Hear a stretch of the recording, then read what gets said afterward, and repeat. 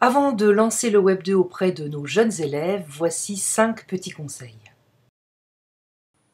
Première chose, il faut faire très attention au droit à l'image. Aujourd'hui, les gens sont très sourcilleux et ne veulent pas qu'on publie les photos de leurs enfants d'une manière ou d'une autre. Or là, dans ce travail-là, il risque d'y avoir des photos d'enfants. Donc autant faire signer les papiers dès le départ, avant de commencer. Ça évite bien des soucis et bien des négociations. Mais attention, il y a le droit à l'image, mais aussi le droit d'auteur. Donc faire très attention là aussi à ne pas empiéter sur les droits d'auteur de choses que l'on publierait et qui ne seraient pas ouvertes à la publication autorisée. Donc attention aux sources d'un côté et attention au droit à l'image pour les enfants.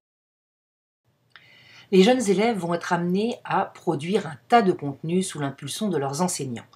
Il va donc être important de classer ces contenus et de les rendre visibles. Pour ce faire, nous vous recommandons d'inciter la création systématique de mots-clés ou encore de tags affectés à chaque contenu.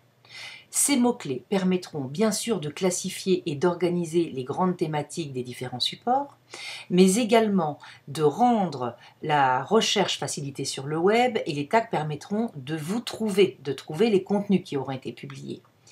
Ces tags, il faut penser à ce qu'ils soient multiples. N'hésitez pas à mettre bien sûr la catégorie ou la thématique qui concerne le document ou la production, mais également une date, un lieu, des noms. Vous pouvez affecter tout un tas d'éléments qui permettront de rendre visible et de se repérer plus facilement au sein de tous ces contenus. Attention de ne pas faire de cette opération une gigantesque opération de copier-coller. C'est tellement tentant, mais c'est pas hyper bon au niveau pédagogique. Le but est d'apprendre justement aux enfants à prendre des choses et à inventer quelque chose grâce à ça. Donc c'est vraiment un grand travail de création qui est proposé à partir de contenus qui vont être trouvés. L'inventivité et la créativité des enfants dont on vient de vous parler va permettre de valoriser chacun des participants au projet, que ce soit les enfants ou leurs enseignants. Pensez donc, pour toutes les productions, pour tout ce que vous allez faire avec le Web 2, à signer les documents, à mettre les prénoms des enfants qui ont participé en avant, à impliquer l'enseignant également. Et puis, bien sûr, communiquer vers les familles, communiquer vers les parents, communiquer vers l'extérieur, communiquer vers la mairie qui fédère un certain nombre d'écoles. Donc, tout ce qui va être fait doit être communiqué le plus largement possible.